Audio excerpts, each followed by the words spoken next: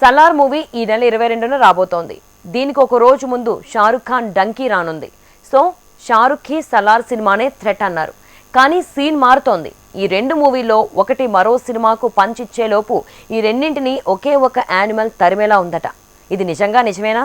1000 కోట్ల వేటలో ఉన్న యానిమల్ ఎఫెక్ట్ ఇంకా ఈ రెండు సినిమాల మీద ఉండే ఛాన్స్ ఉందా? Take a look. Donkey movie ఈ నెల 21న రాబోతోంది. టీజర్ పేరలేదు, పాటలు జస్ట్ యావరేజ్ అంటున్నారు. ఇక ట్రైలర్ అయితే అవుట్ డేటెడ్ అనేశారు. ఈ టాక్ లాగానే సినిమా రిజల్ట్ కూడా ఏమాత్రం వీక్ అయినా యానిమల్ ఈ మూవీని తినేస్తుంది అంటున్నారు. నిజానికి షారుఖ్ మూవీ డంకీకి అస్సలు పోటీ సలార్తో అన్నారు. నిజమే, Prabhas movie Salaar action drama అవటంతో దాంతో డంకీ పోటీ పడ్డం కష్టమే అన్న అభిప్రాయం ఉంది. కానీ ఈ రెండింటికి యానిమల్ ట్విస్ట్ ఇచ్చేలా ఉంది. డిసెంబర్ 1కొచ్చిన యానిమల్ మూవీ 22లోగా కాస్త స్లో అవుతుంది అనుకున్నారు. కాబట్టే డంకీ సలార్ అప్పుడొస్తే నో ప్రాబ్లం అనేశారు. కానీ పరిస్థితులు అలా లేవు.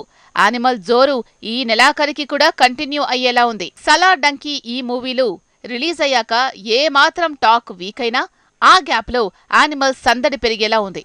యానిమల్ మూవీ టాక్ ఎంత వీక్ అయినా వసూళ్లు మాత్రం వీక్ కావట్లేదు. అదే సలార్ డంకీ సినిమా టీంలను భయపెడుతోంది. యానిమల్ ప్రెజెంట్ 700 కోట్ల క్లబ్ నుంచి 1000 కోట్ల క్లబ్ వైపు పరుగులు తీస్తోంది.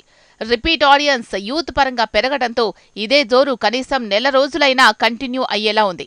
అదే జరిగితే సలార్ డంకీ హిట్ అయితే ఓకే, లేదంటే వాటికెళ్లాల్సిన వసూళ్లు యానిమల్కి మళ్లే ఛాన్స్ ఉంది.